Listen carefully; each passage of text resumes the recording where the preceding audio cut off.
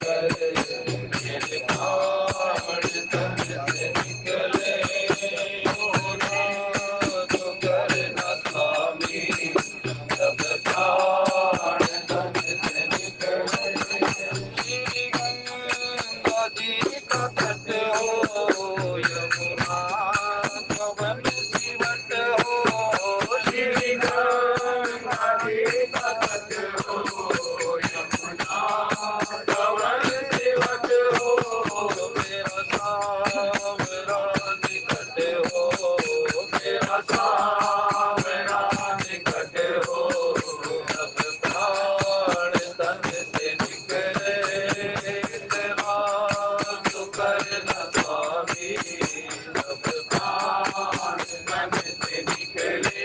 सिर सोहना मुकुट हो, मुखड़े पे काली लट हो, सिर सोहना मुकुट हो, मुखड़े पे काली लट हो, यही रूप मेरे घट हो, यही रूप मेरे घट हो, जब प्राण तन से निकले, इतना तो करना स्वामी, जब प्राण तन से निकले, इतना तो करना स्वामी, जब प्राण तन से निकले।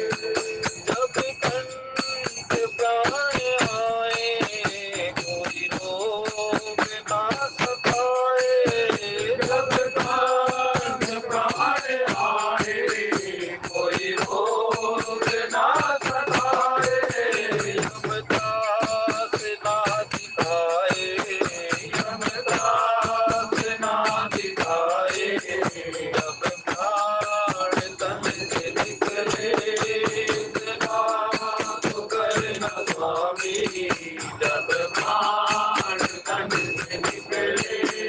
जब अंतिम मेरा पल हो, मेरे मुख में गंगा जल हो, जब अंतिम मेरा पल हो, मेरे मुख में गंगा जल हो, होठों पे तुलसी दल हो, होठों पे तुलसी दल हो, जब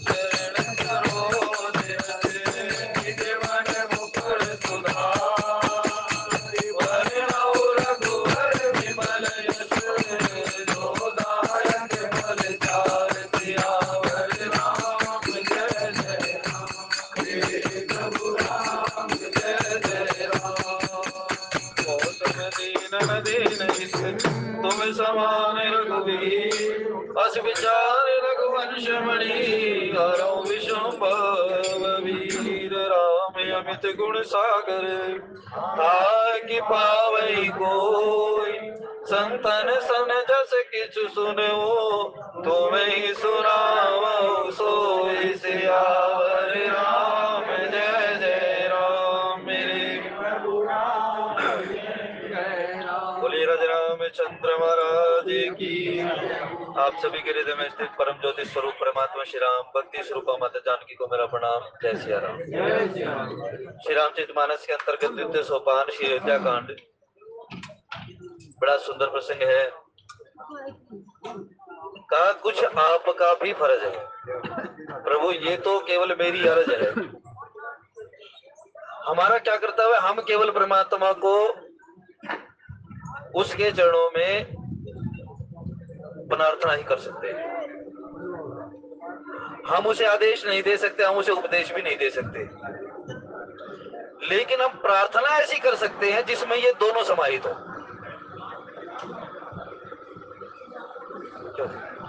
हम डायरेक्ट परमात्मा को सीधा कोई आदेश नहीं दे सकते, लेकिन जब भक्त के द्वारा प्रार्थना की जाती है ना, तो उसमें ये दोनों चीजें समाहित होती हैं। उसमें उपदेश भी कहा जाता है। लक्ष्मण जी महाराज उपदेश भी देंगे, भगवान राम को ही देंगे उपदेश। यद्यपि भगवान शंकर माता पार्वती को कहते हैं उमा ज्ञान अखंड एक सीतावर। भगवान राम से विलग इस संसार में ज्ञान कुछ नहीं, जिस प्रकार से वेद व्यास जी ने घोषणा कर दी कि ये जो मेरे द्वारा प्रणीत ये वेद, ये जो ग्रंथ है ना, पंचम वेद है, महाभारत जो है, जय संहिता जिसको कहते हैं, जो ज्ञान इसमें है वही संसार में, और इससे बाहर कोई ज्ञान नहीं है। जो ज्ञान इसमें नहीं है ना, जो चीज इसमें नहीं है, वो संसार में कहीं नहीं है। ऐसे ही भगवान शंकर मां पार्वती को कहते हैं उमा ज्ञान अखंड एक सीतावर। संपूर्ण ज्ञान का जो आदान है वो केवल परमात्मा ही है। इसीलिए परमात्मा से परमात्मा को और परमात्मा के द्वारा ही मांगा जा सकता है। अपने मन के अनुसार आप परमात्मा को नहीं मांग सकते उससे। ये दास का कर्तव्य है, ये दास का स्वभाव है कि उसकी अपनी मति होती ही नहीं, अपनी बुद्धि होती ही नहीं उसकी। ये कह दे कि भाई मैं तो अपने मत के अनुसार या अपने मन के अनुसार मैं परमात्मा को जानना चाहूं, नहीं जान सकते। सोई जाने ही जही देहु जाना। और फिर क्या होता है? जानत तुम्हें वही जाई। इसीलिए परमात्मा को परमात्मा के लिए परमात्मा के द्वारा ही जाना जा सकता है, अपनी मति के अनुसार उसको जाना नहीं जा सकता। और कहते हैं राम अतर्क बुद्धि मन वाणी, ना तो वो मन में आता, ना वो बुद्धि में आता, और ना वो वचनों में आता। लेकिन फिर भी जीव क्या है? तद भी कहे बिनु रहा न कोई। हम उसको उसका बखान नहीं कर सकते, हम उसका पूर्ण ज्ञान नहीं प्राप्त कर सकते, लेकिन फिर भी उसके प्रति हम गुणगान जरूर कर सकते हैं। यहाँ आपके पास यदि कोई आपका संकल्प पूरा नहीं हो पा रहा हो ना, तो आपको विकल्प दिया जाता है। ये जो प्रार्थना है, ये विकल्प है आपके पास। आप संकल्प से उस परमात्मा को बांध नहीं सकते, लेकिन आप विकल्प के द्वारा उस परमात्मा को अपने अधीन भी कर सकते हैं। भगत मेरे मुकुटमणि मैं भक्तों का। और ये किसको कहा भगवान ने? ये कहा दुर्वासा को। महात्मा दुर्वासा जो अम्बरीश की परीक्षा लेने के लिए गए, तो महाराज वो स्वयं शंकर के अंश स्वरूप हैं, लेकिन महाराज कहते हैं यदि वो अंश स्वरूप यदि परीक्षा लेने लग जाए तो फिर क्या होगा? जिसका वो अंश है वो उसको उपदेश देता है। तो कहते हैं अहम भक्त पराधीनो है स्वतंत्र इव तुझ। हे ब्राह्मण श्रेष्ठ, मैं अहम भक्त पराधीन, मैं भक्तों की अधीन, और मैं अपने भक्तों की चरणों की रज को अपने शीश पर धारण करता हूँ। इसका मतलब शीश पर धारण करने का मतलब क्या है? गुरु को सिर पर राखिए चलिए आज्ञा माही। और कहे कबीर ता दास को तीन लोग डर नहीं। क्या गुरु को सिर पर उठाए उठाए फिरोगे? गुरु एक तत्व है जो जब प्रकट होता है आप उसके सामने होते तो उसका प्रकाश आपको छू लेता है। इसका नाम है नाम दीक्षा। जब आपको अधिकारी पाते हैं, यदि देखिए इसका बिल्कुल सीधा सा उदाहरण, सूर्य का प्रकाश तो प्रकाशित कर ही रहा ना संसार को। आप घर से बाहर निकले, छत पर चले जाएं, आप वहां जल की बूंदे डाल दीजिए, आप जल वहां बिखेर दीजिए, तो सूर्य क्या करेगा, जब सूर्य का प्रकाश उसको सोखेगा, यानी जब उसका स्पर्श होगा तो वो बाष्प बन जाएगा। यानी जानत तुम्हें, जब वो सूर्य के प्रकाश में जब वो जल आया है, मानो के सूर्य को उसने जान लिया हो उसकी कृपा से। क्योंकि ऐसी इसी तरह सांब पुराण जो लिखी गई, सांब पुराण में भगवान आदित्य के 12 प्रकार के सूर्य और 12 प्रकार की उसकी मूर्तियां आई, 24 अवतारों का वर्णन है भगवान सूर्य नारायण के। और वहां बताया गया किस किस महीने में कौन कौन सा सूर्य तपता है, उसकी कितनी रश्मियों के द्वारा। ये जो रश्मि होती है यही वो साधन है कि जानत तुम्हें ही हो जाए।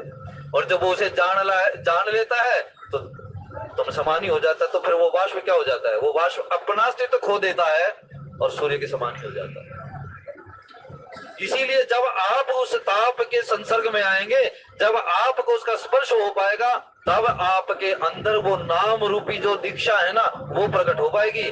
जब तक कोई दीक्षा का अधिकारी भी नहीं होता भाई, जब तक। इसीलिए अपने अंदर पात्रता उत्पन्न कीजिए।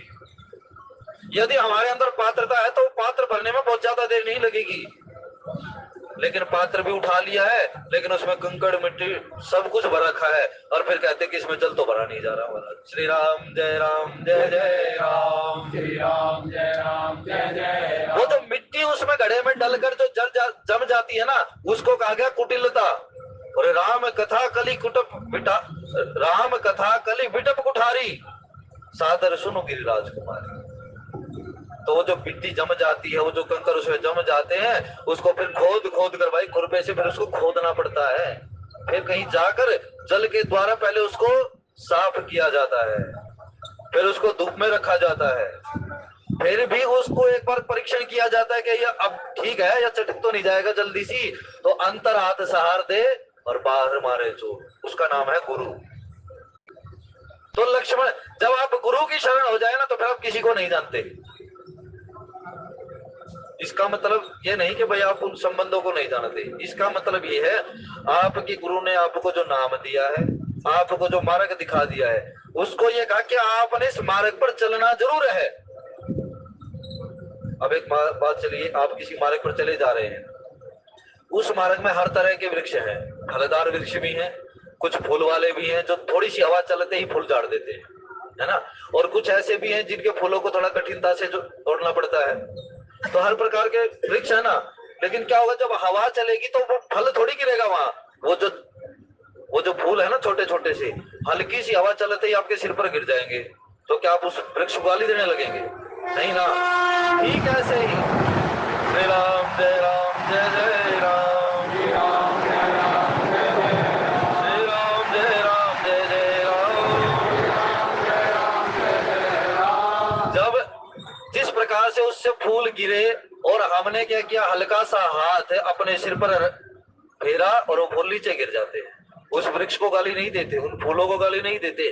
ठीक ऐसे ही जब गुरु की शरण में कोई व्यक्ति चला जाता है तो वो गुरु की शरणागति जाकर ये कह देता कि महाराज आपने जो मार्ग दिखा दिया, गुरु के द्वारा दिखाया गया मार्ग वही है कि आपके साथ जितने संबंध जुड़े हुए हैं उन संबंधों को इसी प्रकार से पार करते चले जाओ कि आपको कष्ट ना हो पाए महाराज।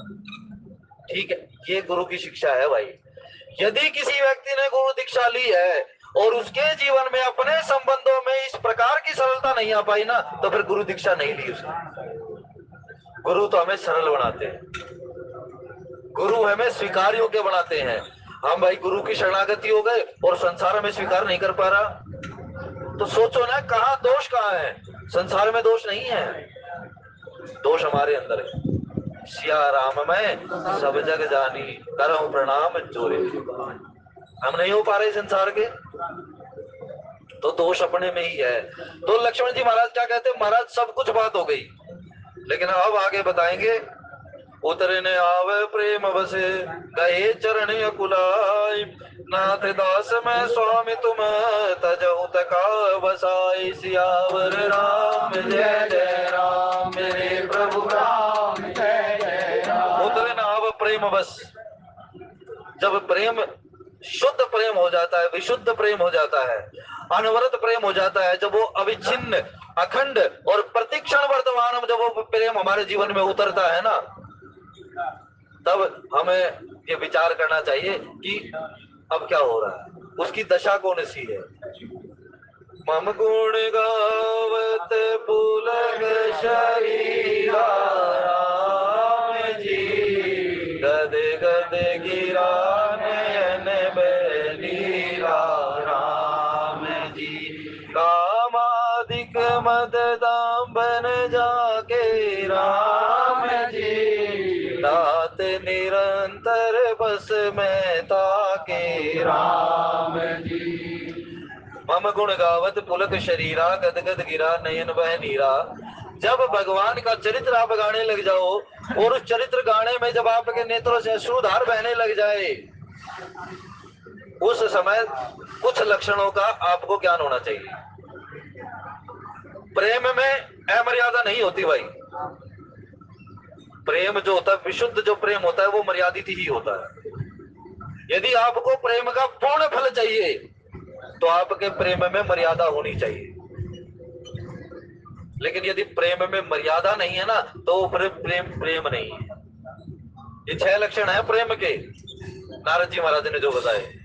यदि किसी व्यक्ति के जीवन में प्रेमी कहलाते हुए और अश्रुधार बहते हुए यदि ये 6 लक्षण प्रकट नहीं होते तो उसका प्रेम नहीं है। ये बात ध्यान रखना। तब उन्होंने कहा उतरे न आवत प्रेम बस।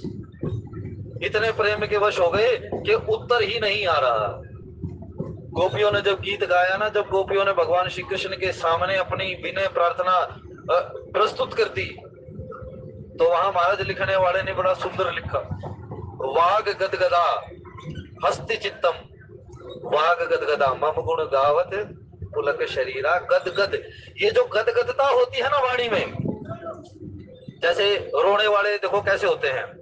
एक तो होता है कि यदि वो रोने लगे तो उसकी आंखों से आंसू बहेंगे, 2 मिनट में ही समाप्त, है ना, 2 मिनट में ही समाप्त हो जाती है। ये बालकों का रोना होता है। फिर उसके बाद कुछ ऐसे रोते हैं कि भीतर से नहीं रो रहे लेकिन बाहर से आके रो रही है। अश्रु बाहर से हो रहे, दिखावा, ये दिखावे का प्रेम है।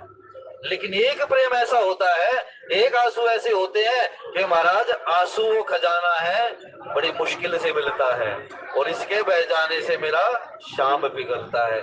जिस आंसू के बह जाने से परमात्मा के भाव आपके अंदर प्रकट हो, वो रोना रोना है भाई। श्री राम जय राम जय जय राम, श्री राम जय राम जय। तो उन्होंने ऐसा रोना चाहिए, यदि रोना है तो आपको ऐसा रोना चाहिए कि आपको अंदर से अनुभव हो, हाँ आंसू बाहर निकले हैं तो भीतर कुछ प्रकट हुआ है, तब तो कुछ फायदा है। नहीं तो भाई बहाते रहो आंसू, फिर उस आंसू का कोई मूल्य नहीं है। क्योंकि आंसू वही है जिस प्रकार से गोस्वामी जी ने वंदना में कहा ना, सोई प्रगटत जिमि मोल रतन दे। आप कोई वस्तु लेंगे सामने, रत्न लेंगे, तो जब रत्न सामने लेंगे तभी तो उसका मूल्य प्रकट होगा ना। लेकिन यदि कोई आप कोई वस्तु ही नहीं ले रखी, कोई रत्न नहीं ले रखा, तो उसका मूल्य कैसे निर्धारित करोगे। तो सोई प्रकट जिमि मोल रत्न दे, वो परमात्मा आपके अश्रु रूपी रत्न से प्रकट होता है। सुशील बह जाने दो भाई, जब वहां बैठे हो ना, जब उसको याद कर रहे हो तो आने दो आंसू जितने आ रहे हैं। और ये आंसू भी 2 प्रकार के होते हैं। एक आंसू बहते हैं यहां से, इस साइड से, और एक आंसू बहते हैं यहां से। ऐसा कोई विरला व्यक्ति होता है जिसके आंसू यहाँ आंखों के बीच में से बहते हैं, वो बड़ी उच्च अवस्था है। लेकिन अब प्रेम के आंसू कौन से हैं, ये तो वही लक्षण जान सकता है जिसने प्रेम में आंसू बहा कर देखा होगा। श्री राम जय राम जय जय राम। इसीलिए कहा जाता है भक्तों के चरित्र पढ़ते रहा करो, इस कुंठित बुद्धि से कुछ नहीं प्राप्त होगा। हम यहाँ सुनते हैं, बाहर निकाल देते हैं, गाड़ी से उतरते ही दिमाग से निकल जाएगी ये बातें, यहाँ से कितना कुछ कह लो। लेकिन यही बात, एक भी बात यदि गाड़ी से उतरने के बाद हमारे जीवन में रह गई तो मानो कि भाई सुधरने के संभावना है, कुछ प्राप्त करने का भी अवसर है। लेकिन यदि यहाँ से उतरे और दिमाग से वो बात निकल गई, चिंतन से बात निकल गई, फिर सुधरने की संभावना बहुत कम है। तो ये लक्षण है कुछ। अपना परीक्षण करते रहा करो, दिन रात अपना परीक्षण करो। मैं सुन रहा हूं, मैं कह रहा हूं, तो मेरे जीवन में परिवर्तन कितना आ रहा है। उत्तर न आओ प्रेम बस गए चरण कुलाई, और कोई उत्तर नहीं दे पाते लक्ष्मण जी महाराज। क्योंकि बालक देखो कई बार ऐसा होता है बिना बोले ही बहुत कुछ समझा देता है।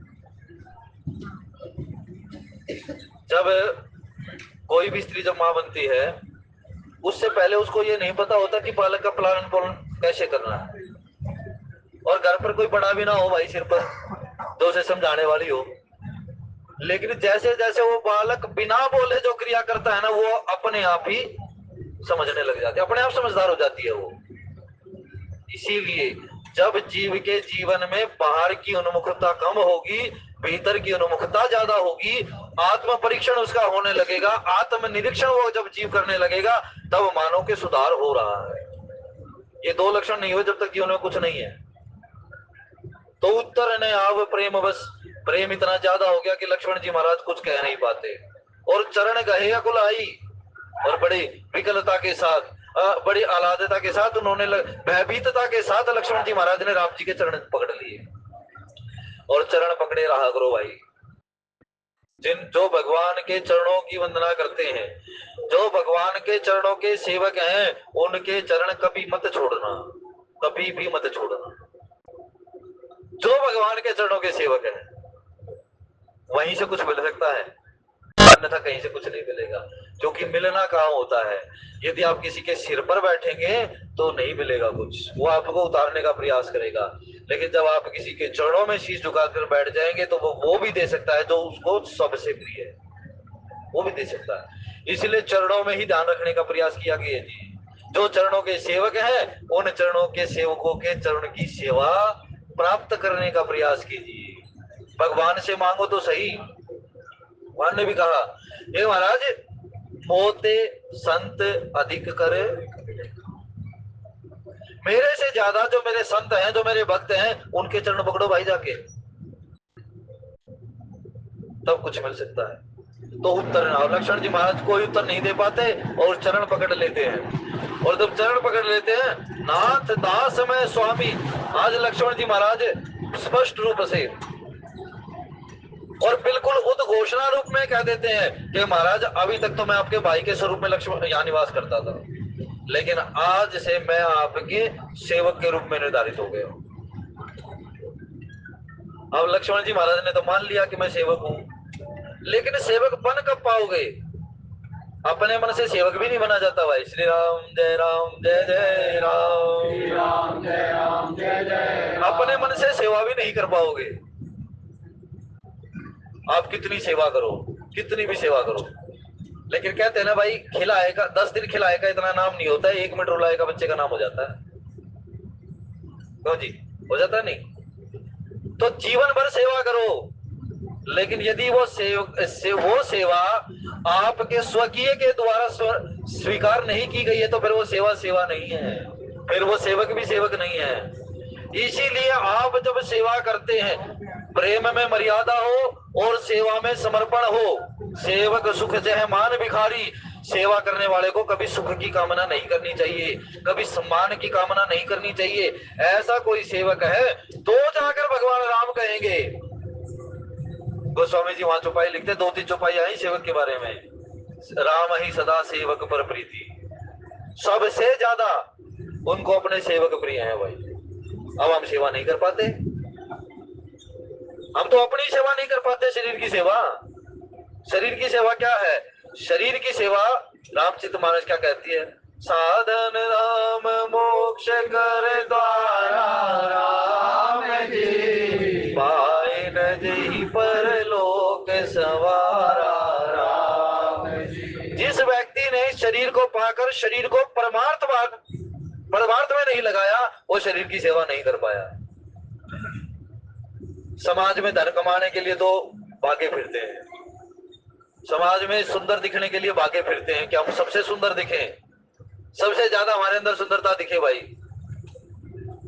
लेकिन नहीं, आपका जो स्वाभाविक स्वरूप है, आपका जो स्वाभाविक स्वभाव है, उसी के द्वारा परमात्मा को प्राप्त करोगे। बनावटी रूप से प्राप्त नहीं कर पाते उसको। क्या करोगे भाई? ज्यादा सुंदर दिखने लगे तो 2-4 लोगों की और ज्यादा भीड़ बढ़ जाएगी, इतना ही तो होगा। लेकिन उस भीड़ बढ़ते बढ़ते में अपने आप को खो बैठोगे। और जो व्यक्ति अपना आपा खो बैठा, फिर उसको परमात्मा की तो भाई बहुत दूर है बात। श्री राम जय राम जय जय राम, श्री राम जय राम। कभी आपने देखा है जो भगवान का भजन करते हैं वो बड़े सत संवर कर रहते हो? कभी नहीं देखा होगा। बड़े सिंपल कपड़े पहनते हैं। उन्हें तो कई बार तो ये भी नहीं पता होता कि इस पैंट के नीचे जूते कौन से पहनने हैं। ऐसी स्थिति होती है उनकी तो। क्यों?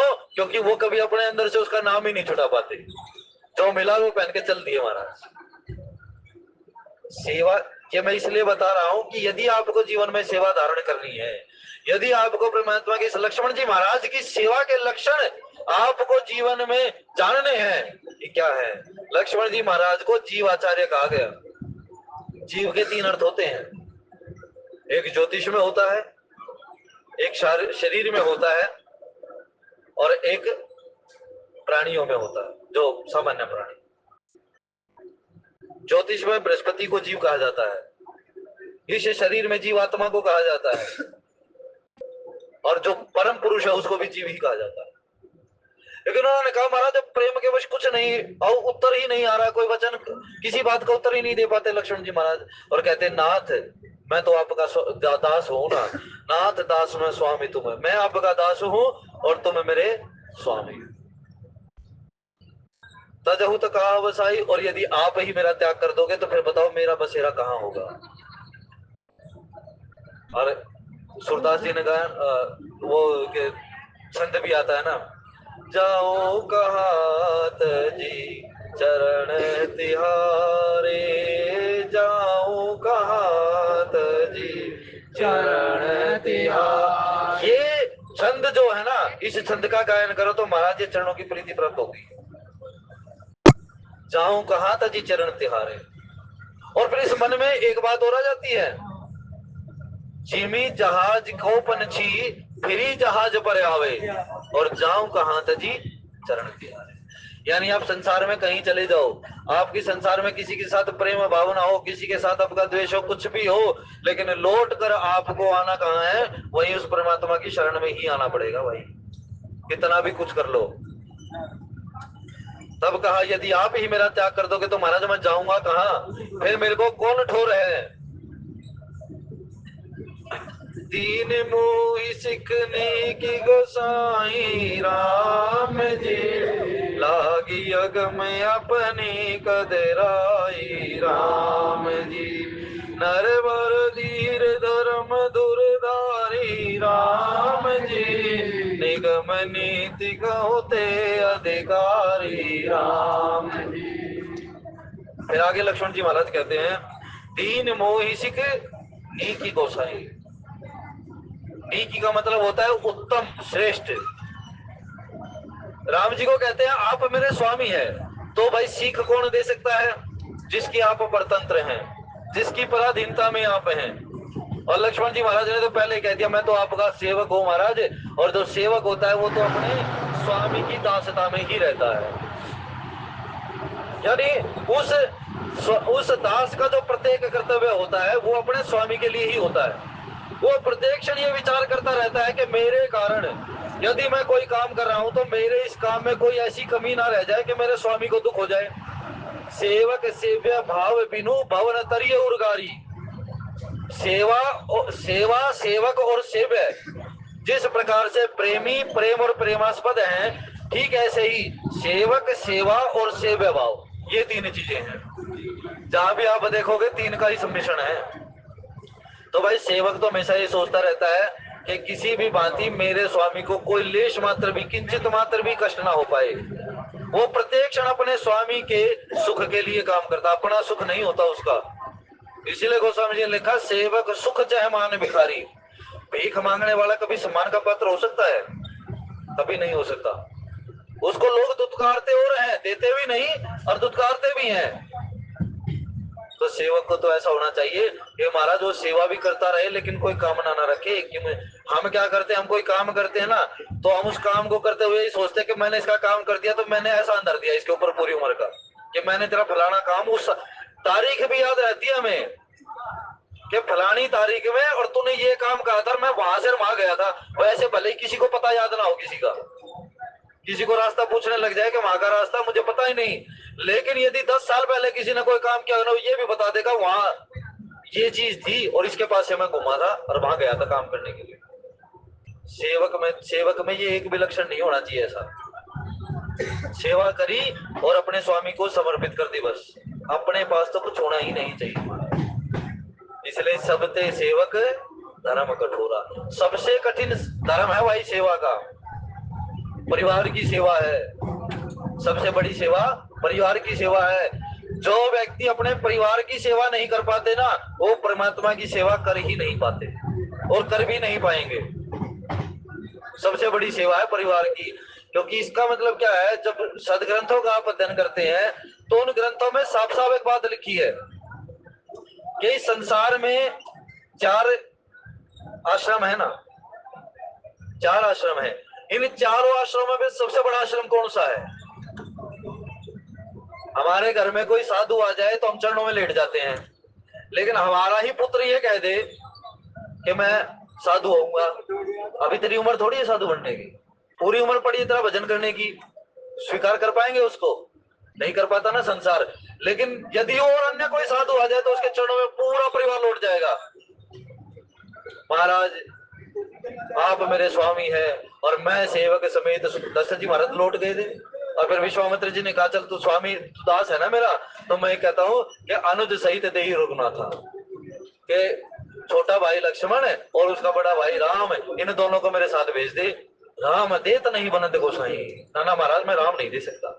बोले अभी तो थोड़ी देर पहले तो कह रहा था मैं सेवक समेत सुतनारी, अभी तो पूरे परिवार के साथ मेरा दास था और अब तो कह रहा है कि महाराज नहीं मैं नहीं दे सकता। तो भाई दास का अपने आप होता क्या? विश्वामित्र जी ने कहा हरिश्चंद्र को, विश्वामित्र जी आए परीक्षा लेने के लिए, हरिश्चंद्र भी कह देते महाराज मैं आपका सेवक हूं। बोले चल तू सेवक है तो कोई बात नहीं। तो विश्वामित्र जी क्या कहते, मुझे अपने इस राज्य में से कुछ धन दे दे, मुझे कुछ धन की आवश्यकता है, राज्य तो समर्पित कर दिया। तो हरिश्चंद्र जी आज्ञा देते हैं कि भाई इतना इतना जो है ना धन यहाँ लिए। विश्वामित्र जी कहते हैं रुको राजन, बोले क्या हुआ जी? बोले तुम्हारा धन है ही कहाँ यहाँ? बोले राज्य है तो पूरा मेरा। बोले तो पहले ही मुझे समर्पित कर चुका है, फिर तेरा क्या रहा? इसीलिए सेवा कहना बहुत आसान है, सेवा करना बहुत मुश्किल है। तीनों आश्रम, वानप्रस्थ, संन्यास और दूसरा कौन सा होता है?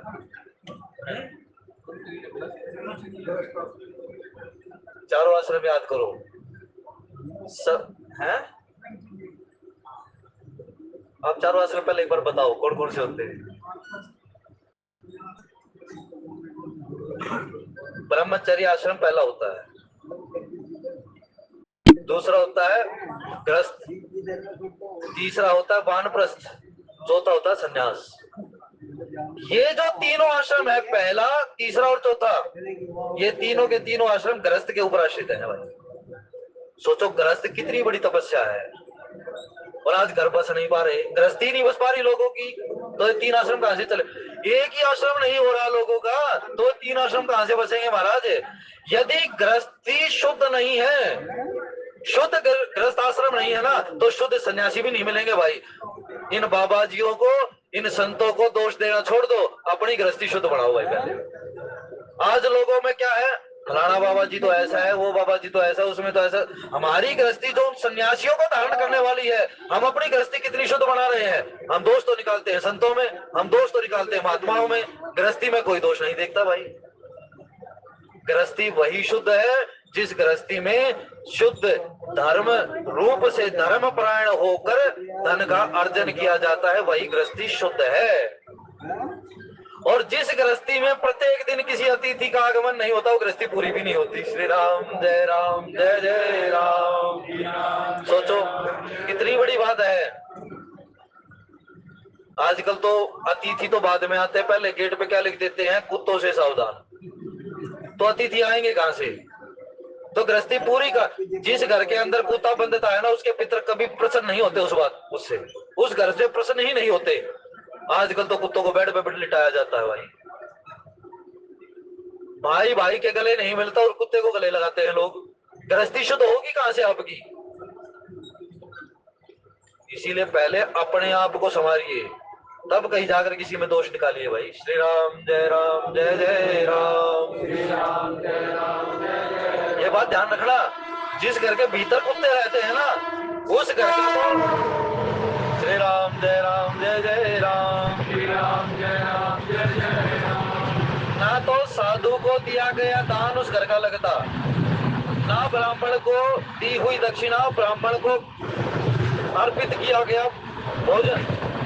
ब्राह्मणों को जो जिमाते हैं ना लोग, घर पे बैठा कर जिमाते हैं, यदि उस घर के भीतर कुत्ता है तो भाई हजारों ब्राह्मण उस घर के भीतर बैठा कर बैठाओ, वो ब्राह्मण का भोजन नहीं होता। ना तो पितरों को किया गया तर्पण उस घर के द्वारा अर्पित किया जाता है, ना ब्राह्मणों को दिया हुआ भोजन वो भोजन होता है, ब्रह्म भोजन नहीं होता। ना किसी को किया गया दान वहां उस घर का दान लगता है। यानी आपने जो कुछ किया, उस जो भी किया, वो सब व्यर्थ है हमारा। केवल एक कुत्ता घर में होने के कारण, पहले गाय घर में होती थी, सब कुछ होता, जो कि शुद्धता होती थी। जो आज भी शुद्ध ब्राह्मण है ना, यदि वो कुत्ते का महाराज उसको पूंछ लग जाए, उसका मुंह लग जाए, तो भी आज वो स्नान करके अपने कपड़े बदलते हैं। इतना अशुद्ध माना गया उसको महाराज, क्यों? क्योंकि अशुद्धता में रहता है। प्रत्येक जीव का आदर है उसके कर्तव्य के लिए। आपको कुत्ते को रोटी डालनी है तो गली में डालो, कितनी डालो। और यदि भाई आपकी स्थिति ऐसी कि कुत्ता रखना ही पड़ेगा ना, तो गेट पर ही रखो, गेट के भीतर नहीं। उसका छोटा सा वहां बनाइए और वहीं रखिए उसको। घर के भीतर कभी कुत्ता नहीं जाना चाहिए, क्योंकि घर के भीतर किनका स्थान है? आपके घर के ब्रह्म स्थल में तुलसी का स्थान है। आज तुलसियां तो छज्जे पे हैं, और वो भी इतने छोटे छोटे से गमले। जिस घर में तुलसी का, कहते हैं जिस घर में तुलसी का समूह होता है, रामायुध अंकित ग्रह शोभा वर्णी न जाई। रामायुध अंकित ग्रह, रामायुध अंकित ग्रह शोभा वर्णी न जाई, और नव तुलसी का वृंदत है देखी हर्ष कपिराई। तो संत, तो यदि आपके घर में तुलसी का समूह है ना, आपका भजन भी बढ़ेगा। ये बात मनोज जी याद रखें। घर में यदि 3-4 तुलसी के ही गमले हैं ना, तो उस घर में किया गया भजन अक्षय वृद्धि को प्राप्त होता है। पीपल के पास बैठकर भजन करो, नीम के पास बैठकर भजन करो, आंवले के पास बैठकर भजन करो, तुलसी के एक पौधे के पास बैठकर आप भजन करो, तो आपका अक्षय फल प्राप्त होता है उस भजन का। हमारा कई गुना फल हो जाता है उसका। कौन करता है वह? तुलसी में ही नहीं दे पाती जल। प्रत्येक वैष्णव का कर्तव्य है, प्रत्येक सनातनी का कर्तव्य है कि वो तुलसी में जल दे, तुलसी की आराधना करे। तब लक्ष्मण जी कहते हैं, और ये सेवा का ही क्रम बता रहा हूं, तो लक्ष्मण जी महाराज कहते हैं मैं सबको देखता तो हूं, सब मेरे साथ तो है संपर्क में, लेकिन मैं जानता किसी को नहीं। क्योंकि जाना किसको जा सकता है भाई?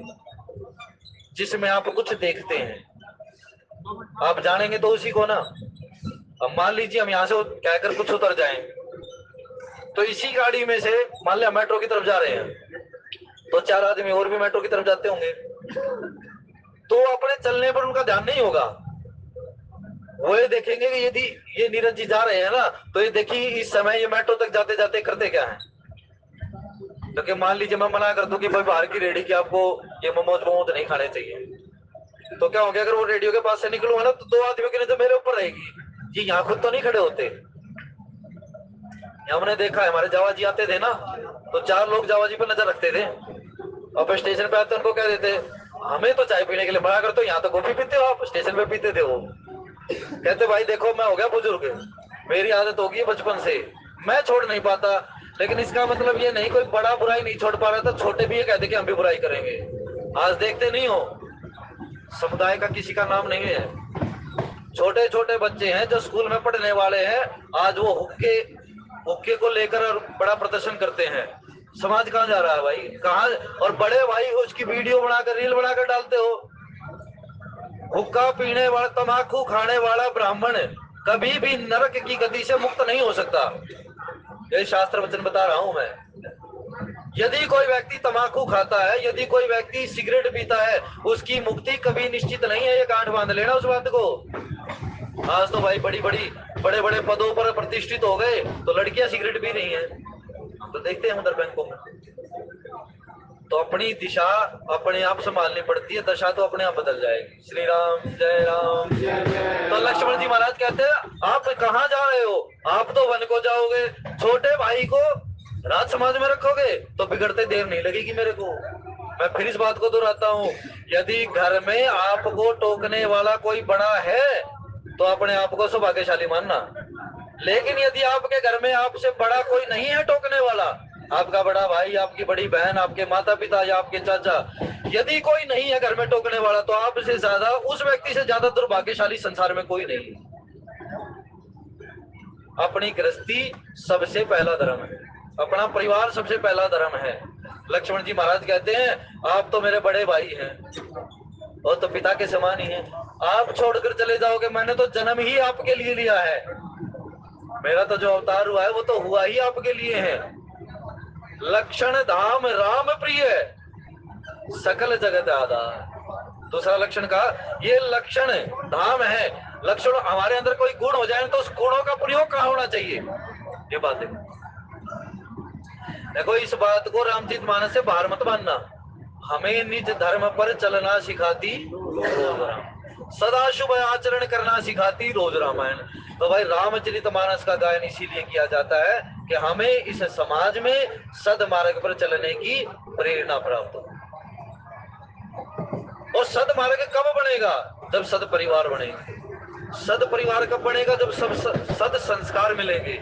और सद संस्कार कब प्राप्त होगा, बिनु सत्संग विवेक न होई राम जी, राम कृपा बिनु सुलभ न सोई राम जी। सत्संग के बिना कभी संस्कार पल्लवित पुष्पित हो ही नहीं सकते।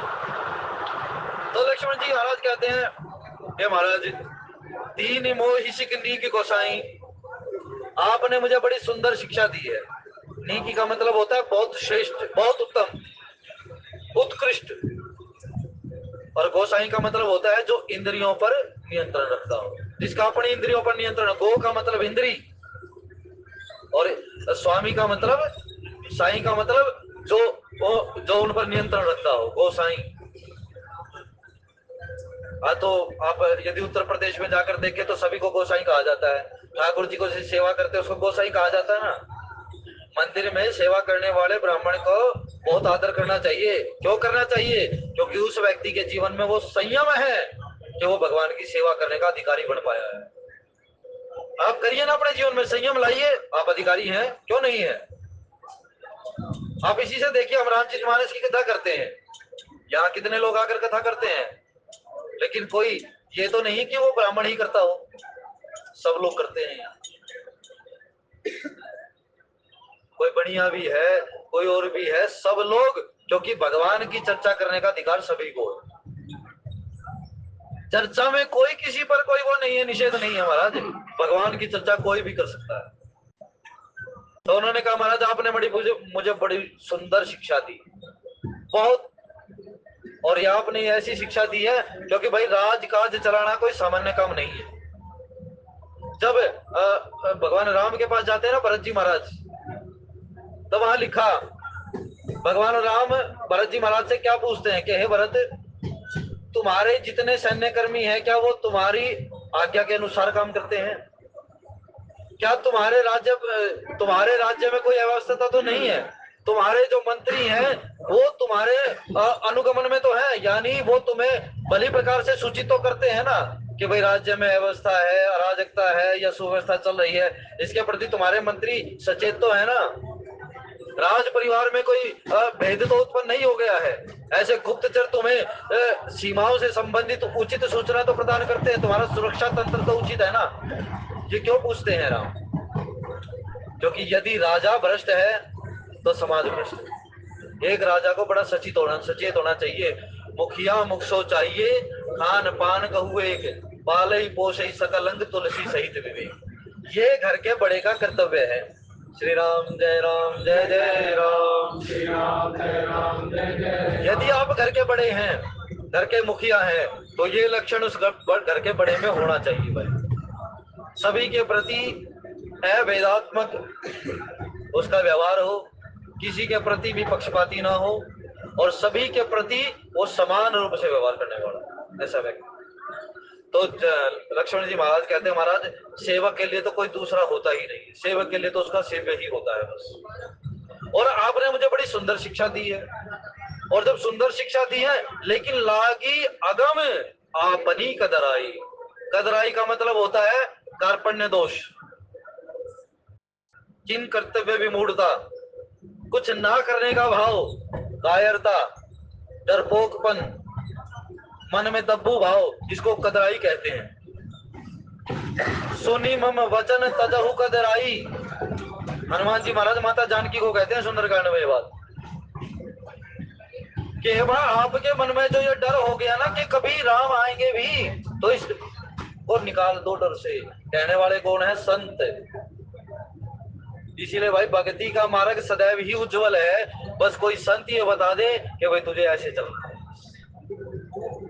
इसीलिए संतों की शरण में रहिए, ग्रंथों की शरण में रहिए, सत्संग में सदैव आते जाते रहिए, सदैव सदा रहु पुर आवत जाता। किसको कहते हैं राम जी? अपने मित्र निषाद राज को, कि सदा रहु पुर आवत जाता, कि हे मेरे मित्र सदैव ही। और सखा का मतलब क्या होता है भाई? जेन मित्र दुख होई दुखारी तिन्हीं बिलोकत पातक भारी। आपके दुख में जो दुखी नहीं हो पाता ऐसा मित्र मित्र नहीं है। और सखा का यदि आप शास्त्रीय प्रमाण देखें कि सखा होता क्या है, जो आपके समान हो उसी का नाम है सखा। तो समान आख्यात यस्य सखा, जो आपके समान ही हो। इसीलिए मित्रता एक से होती है, मित्र 10-20 नहीं होते, मित्र तो एक ही होता है, और वो भी वैसा होता है जैसे आप ही होते हैं। सुग्रीव के पास गए तो बोले, हनुमान जी महाराज बोले मित्रता करो। अब मित्रता करने में संकोच हो रहा था, तो हनुमान जी महाराज कहते ऐसे तो मित्र बनेंगे नहीं।